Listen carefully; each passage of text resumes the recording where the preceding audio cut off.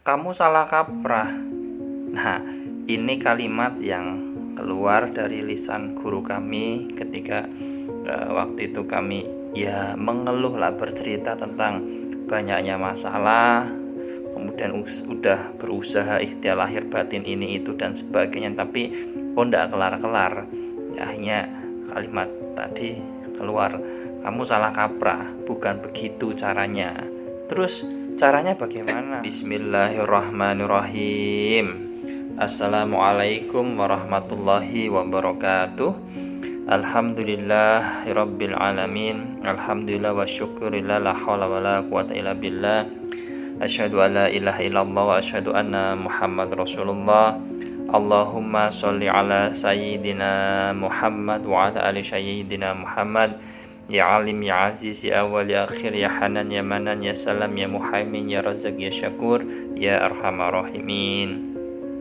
Semangat pagi Bapak Ibu dan teman-teman yang lapang hatinya, lapang rezekinya, yang istiqomah dalam kebaikan dan perbaikan, yang dirindukan Gusti Allah hadir di tanah suci setiap tahunnya, yang kehidupannya semakin kuat, sehat, kaya raya, banyak duit, banyak uang, berkelimpahan, sejahtera, mulia, yang segala harapan, hajat, cita-citanya, bahkan impiannya hadir dalam hidup panjenengan semua dengan cara yang mudah, menyenangkan, membahagiakan, ajaib, bahkan atas kuasa izin ridha Allah Subhanahu wa taala. Amin amin ya rabbal alamin. Bapak Ibu, jumpa lagi. Tanpa bermaksud menggurui atau mengajari atau komentar, tidak. Saya hanya sekedar berbagi saja. Jika ada yang baik silahkan diambil, jika tidak yuk abaikan saja. Ini berdasarkan pengalaman saya pribadi, juga pengalaman dari sahabat-sahabat, saudara-saudara ya, kerabat-kerabat yang sering tukar pikiran, bercerita ya tentang bagaimana mengatasi masalah kehidupannya, terlebih khusus masalah hutang piutang riba. Ya kalau sudah riba ya ketemu juga masalah lainnya akibat riba tersebut ya. Nah, pada video ini saya ingin mengingatkan diri saya sendiri dan juga panjenengan Bapak Ibu nih. Kalimat pertama yang kemudian keluar dari lisan guru kami ya ketika saya sudah kayak sudah mencari solusi luar biasa atas masalah tapi tidak selesai. Isinya ya ngeluh tok lah itu. Tapi ya memang semua butuh proses Bapak Ibu untuk bisa memahami satu pembelajaran ya. Guru kami kemudian bilang begini, salah kaprah, salah kaprah, keliru, bukan begitu ya. Jadi Bapak Ibu, ketika kita dihadapkan pada masalah apapun itu, terlebih khusus masalah hutang piutang riba dan juga turunannya ya, ayolah kita berhenti mencari jalan keluar, tapi carilah jalan ke dalam. Saya juga dulu bingung dengan kalimat ini. Gimana maksudnya? Ya, kamu sudah terlalu jauh. Ya, sudah terlalu jauh meninggalkan Gusti Allah. Kita itu hidup susah soro itu karena kita keluar dari program auto sugih, auto bahagia, auto kaya dari Gusti Allah yang ibarat aplikasi ya, software itu sudah ada sejak dulu. Apa itu namanya? Yakni program takwa. Karena emosional, karena nafsu, keinginan, kebutuhan yang tidak terkontrol, akhirnya kita carut marut ya, belok kanan, belok kiri, keluar dari jalur itu. Maka disampaikan, sudahlah berhenti, jangan mencari jalan keluar, tapi carilah jalan ke dalam. Siapa yang mengenal dirinya, dia akan mengenal Tuhannya ya. Caranya bagaimana? Ya fasenya sudah sering saya sampaikan. Taubatan nasuha ada 4 variabelnya dipenuhi, muhasabah ada 4 variabelnya dipenuhi ya, ubah cara berpikir dan berperasaan, kemudian apapun kondisinya tetap melakukan kebaikan ya, tabungan energi kebaikan kepada alam semesta. Nah, yang ingin saya garis bawahi di sini adalah ketika Bapak Ibu dan teman-teman masuk ke admin bertanya ya, kan kemudian saya langsung sampaikan begini, mohon maaf ngapunten Ibu Bapak nggih, bolehkah kita cek ya, pertama bagaimana hubungan kita dengan Gusti Allah ya. ya perkara sholatnya dulu mungkin lah ya, gimana, apakah masih menunda-nunda atau bahkan tidak sholat ya. Nah ini gitu. Jadi cek bagaimana hubungan kita dengan Gusti Allah, apakah selama ini kita hilang ya dari mengingat Gusti Allah ya. Alhamdulillah, ceklah. Kemudian bagaimana hubungan yang kedua adalah bagaimana hubungan kita dengan sesama. Nah, dalam hal ini mulai dari lingkungan terkecil, bagaimana hubungan kita dengan keluarga, dengan orang tua, dengan anak istri pasangan, dengan tetangga, dengan kerabat, sahabat, teman kantor, teman satu pekerjaan ya.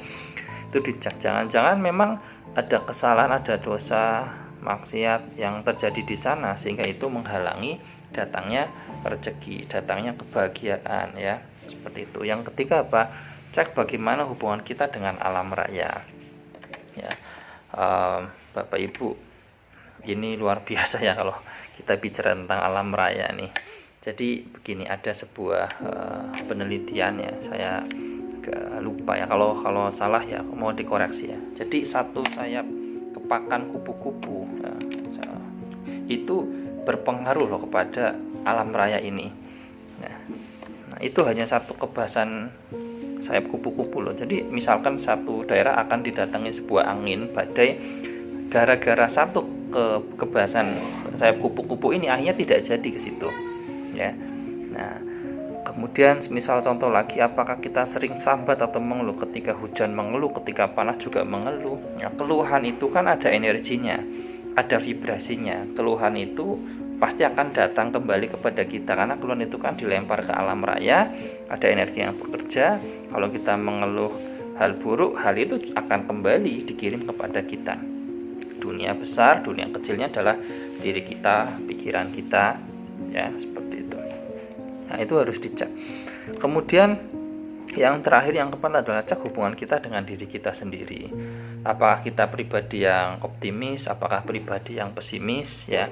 Apa kita bisa mengontrol diri kita ketika datang benih pikiran yang jelek, benih-benih pikiran dan perasaan yang tidak baik, yang belum positif. Apa kita larut dalam hal tersebut atau kita bisa langsung merubahnya. Nah, jadi hubungan dengan diri kita sendiri itu penting Bapak Ibu. Nah, 4 hal ini kelihatan sederhana, tapi kok banyak juga yang kemudian asal jawab saja, siap berubah itu. Ya mudah-mudahan betul lah ya.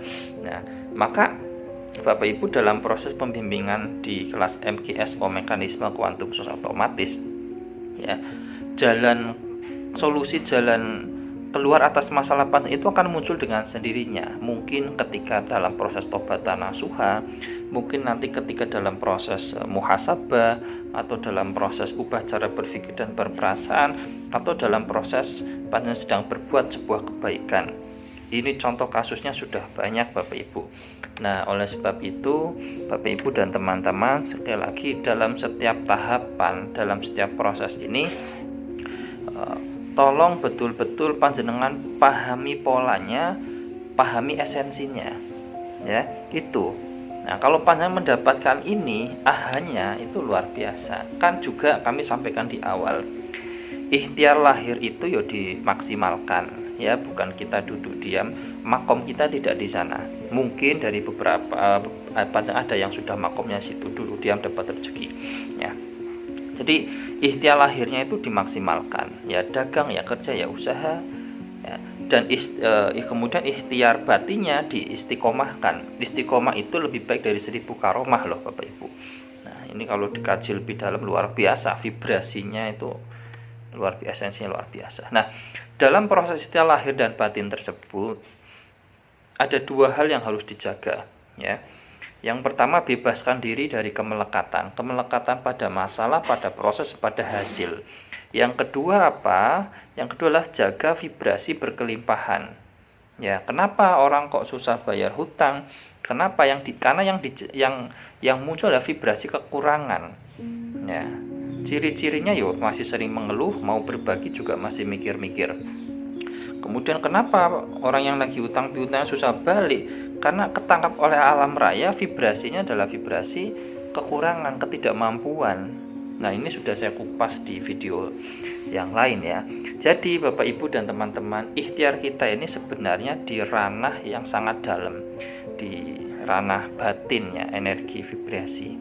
Nah, itu aja yang ingin saya sampaikan di sini. Jadi poinnya adalah Bapak Ibu tolong setiap materi, kata per kata, insya Allah kalimat per kalimat dipahami ya, supaya puzzle kehidupan panjenengan itu ketemu ya. Nah, jadi itu saja, semoga bermanfaat. Lebih kurangnya mohon maaf. Yakin dan percaya panjenengan akan menemukan polanya, menemukan esensinya, sehingga aha, oh iya, ini dia kuncinya. Dan insya Allah atas izin Allah kehidupan berubah jadi lebih ajaib lagi. Terima kasih. Assalamualaikum warahmatullahi wabarakatuh.